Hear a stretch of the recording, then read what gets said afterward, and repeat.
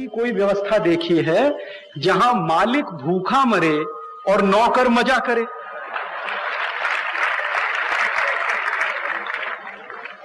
आप बताओ, दुनिया में कहीं आपने ऐसी व्यवस्था देखी कि मालिक तो भूखा मरे और नौकर मजा करे?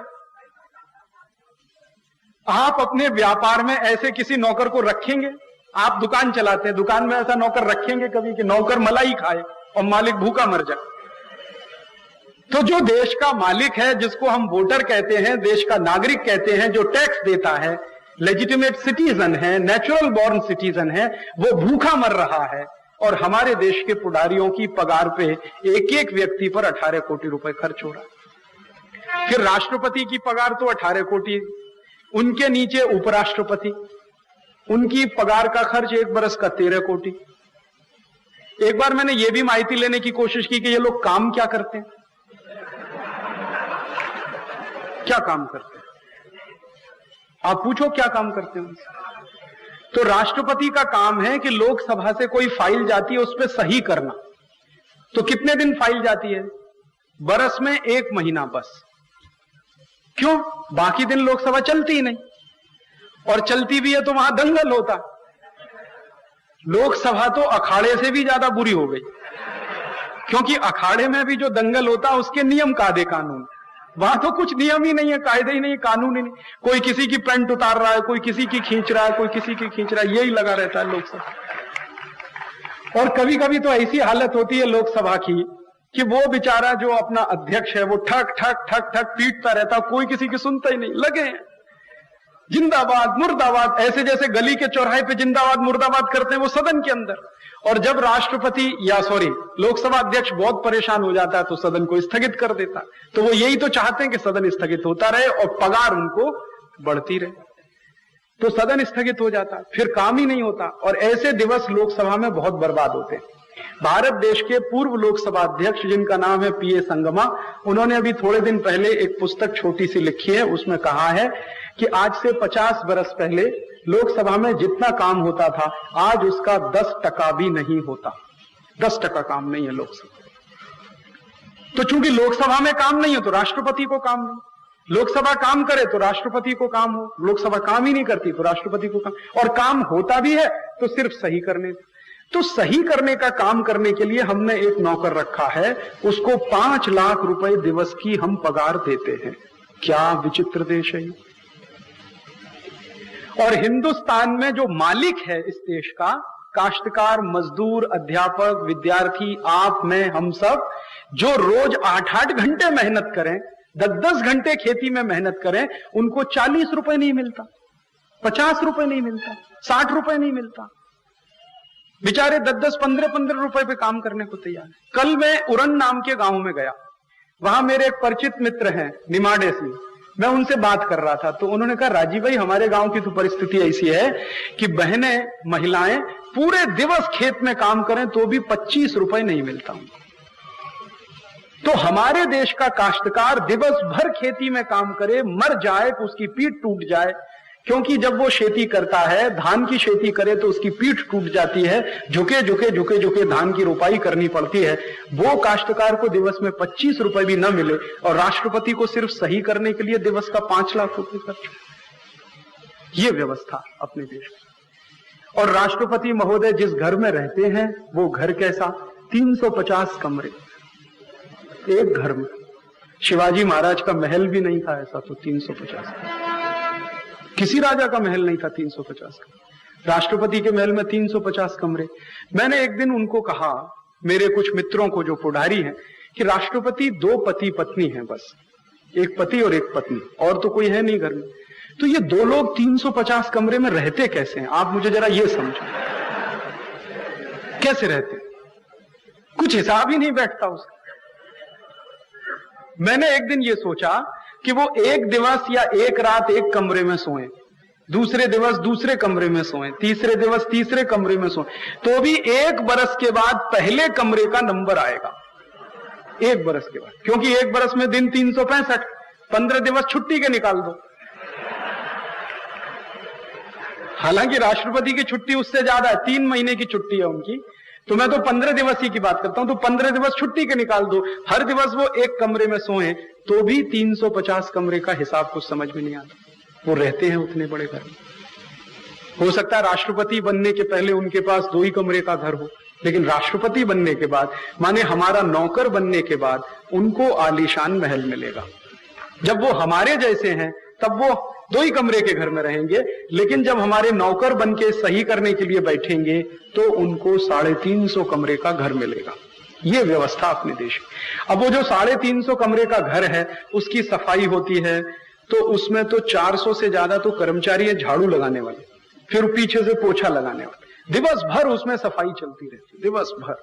मैं तो कई बार गया हूं वहां। और फिर वहां पे रसोई हैं, डॉक्टर हैं, 20 डॉक्टर हैं, 20। अब पता नहीं कैसे इलाज होगा। एक डॉक्टर हो तो कुछ समझता भी है भाई उसको क्या बीमारी है क्या नहीं। अब 20 डॉक्टर एक साथ खड़े हो गए और राष्ट्रपति एक बीमार, कैसे इलाज करेंगे कुछ मुझे तो नहीं समझ। वो एक डॉक्टर एक डायग्नोसिस करेगा, दूसरा दूसरी करेगा, तीसरा तीसरी करेगा, पता नहीं कैसे इलाज। अभी हिंदुस्तान की परिस्थिति यह है कि गांव में 2-2 लाख लोगों के मरीजों पर एक डॉक्टर नहीं, और राष्ट्रपति के ऊपर 20 डॉक्टर। और जब वो चलते हैं तो 25-30 कारें उनके साथ चलती, 25-30 कम से कम। एक बार मैंने किसी को पूछा कि भाई इतनी कार क्यों चलती है, एक कार काफी है उनके लिए। तो उन्होंने कहा हम इसलिए 25-30 कार चलाते हैं कि उनके ऊपर कोई अतिरेकी हमला ना करे।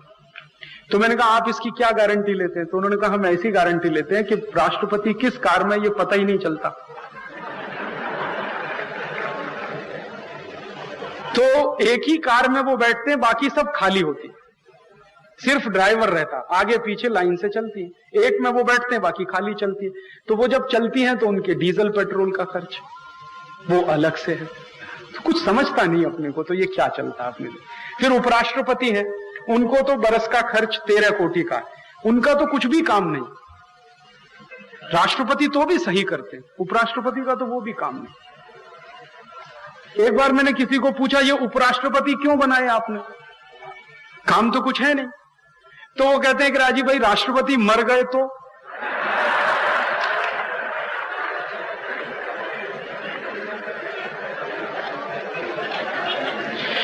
अब मैंने उनसे पूछा कि मर गए तो, मरे तो नहीं अभी तक।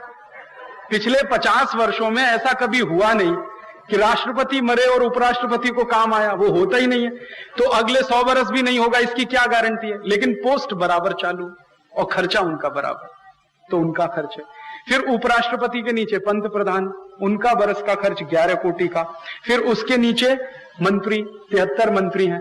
73 मंत्रियों में 36 मंत्री हैं जिनके पास कोई काम नहीं है। हाँ, मैं आपको सच बात बता रहा हूं। उपराष्ट्रपति के नीचे पंत प्रधान, उनका बरस का खर्च 11 कोटि का। फिर उसके नीचे मंत्री, 73 मंत्री हैं। 73 मंत्रियों में 36 मंत्री हैं जिनके पास कोई काम नहीं है। हाँ, मैं आपको सच बात बता रहा हूं। एक अंदर की बात बताता हूं, सरकार के अंदर की। जो 36 मंत्री हैं उन्होंने अभी एक एसोसिएशन बनाया, संगठन बनाया सरकार के अंदर। सरकार के अंदर आप समझते हैं संगठन बनता है वहां भी। उन्होंने क्यों बनाया? तो एक मंत्री को मैंने पूछा भाई आपने क्यों एसोसिएशन बनाया? तो उन्होंने कहा हमने प्रधानमंत्री को एक मेमोरेंडम दिया, ज्ञापन दिया। तो क्या बात का? कि हमको काम दो। काम ही नहीं है हमारे। तो मैंने पूछा आप दिवस भर करते क्या है? कि बस बैठते हैं एसी में, सवेरे आते हैं शाम को घर चले जाते हैं, कुछ उसमें देखते रहते हैं टीवी वगैरह, और तो कुछ काम है नहीं। और काम क्यों नहीं है? क्योंकि पहली बार ऐसा मंत्रिमंडल बना देश में जिसके मंत्रियों की जरूरत ही कम थी। ज्यादा से ज्यादा 40-45 मंत्री बहुत होते हैं दिल्ली में, अभी तो 73 मंत्री। काम कहां से आए? लेकिन खर्चा उनका सबका मंत्रियों वाला। फिर उन मंत्रियों के नीचे मुख्यमंत्री, पूरे देश में 28 मुख्यमंत्री। दर एक मुख्यमंत्री का साल का खर्च 10 कोटि, तो 28 का 280 कोटि। फिर 28 राज्यपाल मुख्यमंत्री के ऊपर, हर एक राज्यपाल का 11-12 कोटि का खर्च, तो 300 कोटि वो। फिर राज्य सरकार में मंत्री, केंद्र के अलग राज्य के अलग। मैं उत्तर प्रदेश का रहने वाला हूं, मेरे राज्य सरकार में 90 के ऊपर 94 मंत्री इस समय, 94। और उनमें से 18 मंत्री हैं जिनको कहते हैं मिनिस्टर्स विदाउट पोर्टफोलियो, बिना खाता मंत्री। खाता कहां से लाए? लेकिन मंत्री हैं सब। आएगा कहां से खाता? और जो मंत्री खाता के बगैर हैं उनका बरस का चाय पानी का खर्च 1,36,00,000 रुपए का, चाय पानी का खर्च। खाता नहीं है लेकिन चाय पानी, शायद चाय पानी के लिए ही मंत्री। फिर एक बार मैंने किसी पुढ़ारी को पूछा यूपी में कि भाई इतना जंबो मंत्रिमंडल क्यों? तो उन्होंने कहा मुख्यमंत्री की कुर्सी बचाने के लिए तो बना नहीं पड़ता। तो मैंने कहा मेरे उत्तर प्रदेश में 405 आमदार होते हैं, पहले तो 425 थे, फिर जब से उत्तरांचल अलग हुआ तब से हमारे यहाँ 405 आमदार। तो मैंने कहा एक दिन आएगा सब आमदार को मंत्री बनाओगे, क्योंकि हर एक का वोट चाहिए मुख्यमंत्री, और सबके लिए मंत्री की गाड़ी दोगे, लाल बत्ती दोगे, हरी बत्ती दोगे, सब करोगे वो। और उनके लिए रहने को घर फ्री है, बंगला फ्री है, बिजली फ्री है, मोबाइल फोन फ्री है। आप जानते हैं हर एक मंत्री को मोबाइल फोन फ्री है, और उनको जो मोबाइल मिला हुआ है वो रोमिंग है, ऑल इंडिया है, वो फोन करें या ना करें 8,000 रुपए महीने का तो उसका बिल है, 8,000 रुपए महीने का बिल है, वो फोन करें या ना करें, हर एक मंत्री को ऑल इंडिया मोबाइल, स्टेट में भी और सेंट्रल में। फिर उसके बाद जब वो सदन नहीं चलता, माने विधानसभा नहीं चलती, लोकसभा नहीं चलती, और अपने क्षेत्र के दौरे पर होते हैं, तो वो अलाउंस अलग से मिलता है, कॉन्स्टिट्यूएंसी के हिसाब से मिलता। फिर गाड़ियों में डीजल पेट्रोल मिलता। केंद्र के मंत्री को बड़े आराम से बरस में 400 लीटर डीजल या पेट्रोल फ्री है, मिनिमम इतना तो है। फिर हवाई जहाज की यात्रा फ्री है, फिर रेल की यात्रा फ्री है। तो क्या क्या नहीं है उनको। एक एक घर के मंत्री को मैंने देखा 5-5 एकड़ में घर बना हुआ है, 5 एकड़, और उसमें वो भाजी करते हैं और भाजी भी बाजार में बेचते हैं, उसकी भी कमाई कर लेते हैं। आप हंसिए मत, मैं आपको सच्ची बात बोल रहा हूं। दिल्ली में कई मंत्रियों के घर में मैंने देखा वो भाजी पाला करते हैं और बाजार में बेच के उसका भी नफा लेते हैं, क्योंकि 5 एकड़ का प्लॉट है, क्या करेंगे उसमें, रह तो सकते नहीं, तो उसमें खूब करते हैं, तो उसमें से कमाई करते हैं। तो ये परिस्थिति है। फिर एक दिन मैंने क्या किया कि इसके ऊपर 800 खासदार अपने देश में, और 800 खासदार के ऊपर 4,025 आमदार पूरे देश में, हर एक खासदार का एक महीने का खर्च 1 लाख रुपए। और ये जो पगार बाढ़ हुआ ना अभी 15-20 दिवस पूर्व, 3 पट पगार बाढ़ किया, तो पगार बाढ़ के बाद अब खासदार का महीने का खर्च हो जाएगा 3 लाख रुपए। अभी तक 1 लाख रुपए महीने था, 3 लाख। अब आप देखो ये चतुराई क्या है। आप अगर अखबार पढ़ोगे तो उसमें खबर ये है कि पहले उनको पगार थी 4,000 रुपए मासिक, अब 12,000। ये तो बेसिक है, इसके ऊपर बहुत कुछ होता है। ये तो आपको मुझको मूर्ख बनाने के लिए बेसिक सैलरी है। इसके अलावा जो उनको दिया जाता है उनके डिपार्टमेंट के, उनके सेक्रेटरी के, उनके असिस्टेंट के नाम पर, उनके पूरे ऑफिस के नाम पर, फिर उनको बिजली के खर्चे के नाम पर, पानी के खर्चे के नाम पर, घर खर्चे के नाम पर, फिर हवाई जहाज की यात्रा, वो सब मैंने एक बार जोड़ा तो एक खासदार का महीने का औसतन खर्च लाख रुपए, और अब पगार बाढ़ के बाद हो जाएगा 3 लाख रुपए। अच्छा, अब 3 लाख रुपए खासदार की पगार हो गई, माने खर्चा 1 बरस का, तो भी खासदार संतुष्ट नहीं, कहते हैं अभी और बढ़ाओ इसको। हमारे देश में एक खासदार हैं, उनका नाम है राजीव शुक्ला, और राज्यसभा में अभी खासदार हुए हैं थोड़े दिवस पूर्व। तो उन्होंने अभी थोड़े दिवस पूर्व कहा कि ये 3 लाख रुपए मासिक जो हमारा खर्चा है ये कम है। तो उसको किसी ने पूछा कितना होना चाहिए, तो उसने कहा 12 लाख होना चाहिए कम से कम। तो फिर उनको पूछा गया भाई 12 लाख रुपए महीने का आप ऐसा कौन सा काम करते हैं जो आपको इतना मिलना चाहिए? तो उन्होंने कहा अमेरिका में मिलता है इतना। तो अमेरिका चले जाओ, फिर यहां क्यों हो हिंदुस्तान? जाओ अमेरिका, हमने तो नहीं रोका है आपको, ले लो वहां का वीजा, चले जाओ।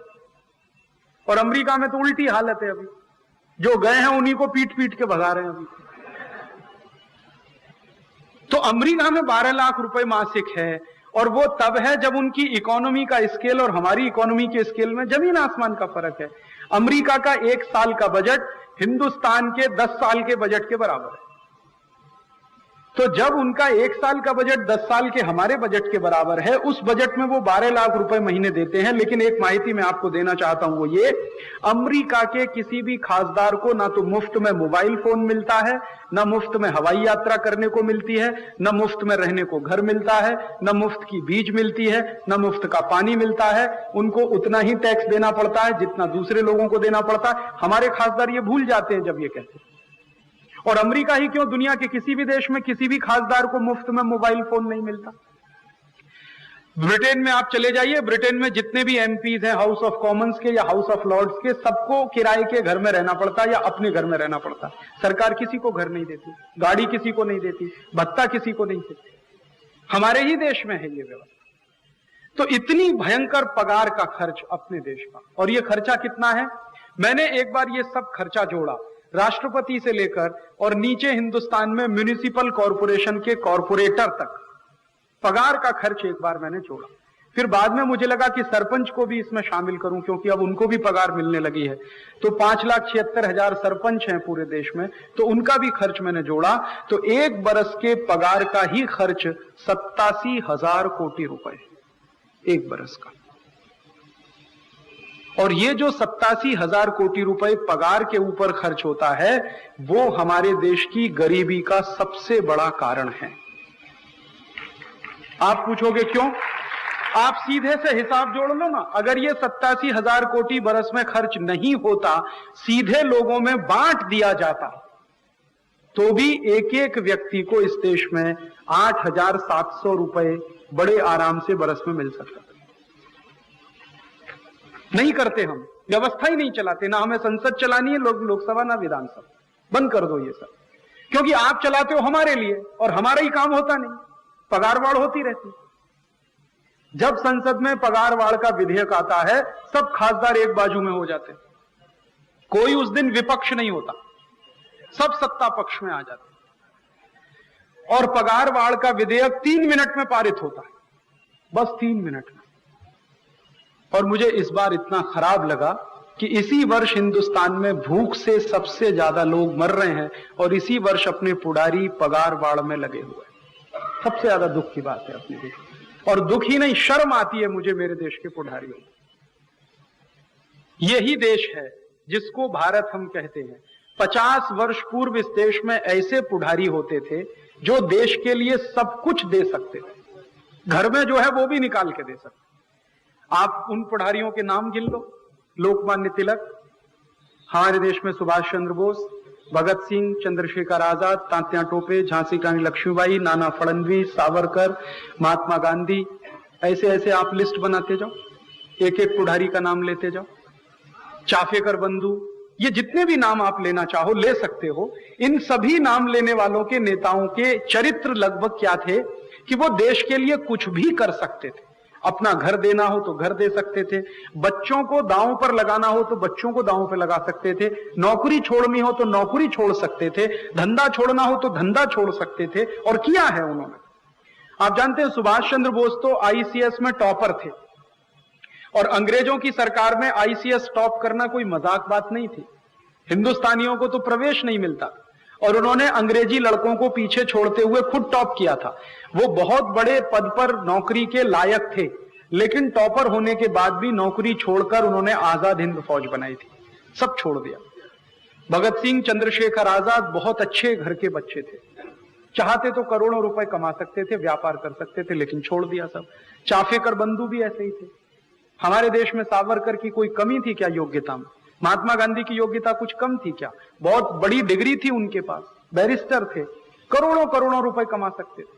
लोकमान्य तिलक को देखो, लोकमान्य तिलक के पास बारेट लॉ की डिग्री थी, वो चाहते कोटिपति बन सकते थे, लेकिन इन सब ने देश के लिए सब कुछ न्योछावर किया, अपनी जान तक दी। पैसा तो कुछ भी नहीं होता, पैसा दान तो कोई भी कर सकता है, अपनी देह का दान करना, अपनी जान देना, अपनी कुर्बानी देना, ये तो ऊंची बात है। वो सब करने की मान्यता रखने वाले पुडारी वो एक बाजू में, और आजकल के हरामखोर पुडारी दूसरे बाजू में। आजकल के पुडारियों को तो कहीं से मौका मिल जाए तो जोंक की तरह से चिपकते हैं, और खून जब तक अंतिम बूंद बाकी है आप में तब तक चूसते रहते हैं। ऐसे हैं सब, कहीं मौका मिल जाए। देखो आप, एक तो पगार में पैसा लेते हैं भरपूर, भत्ते मिलते हैं, वेतन मिलता भरपूर, फिर यही पुडारी रिश्वत भी लेते हैं अलग से।